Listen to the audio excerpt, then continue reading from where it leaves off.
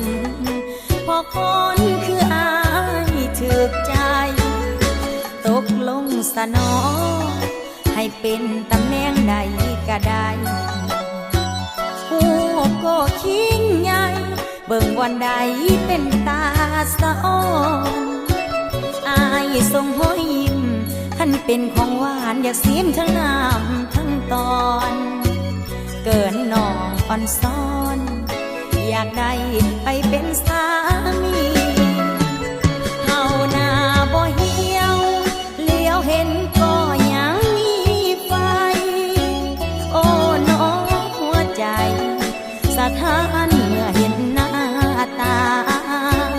ขอถามแน่เด้อถ้าแม่นอายป่าเมียมาขอเป็นเมียล่ะอายนั่นสิพอได้บ่รอแล้วน้อซ้ำนี้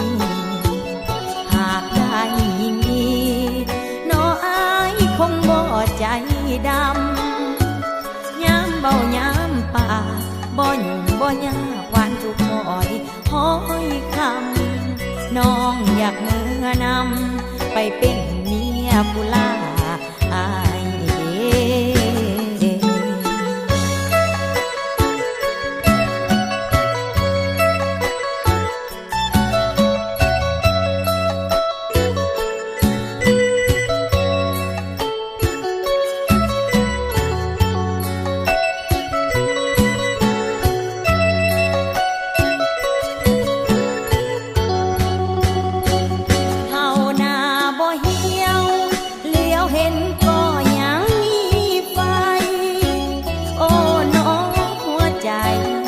สะท้านเมื่อเห็นหน้า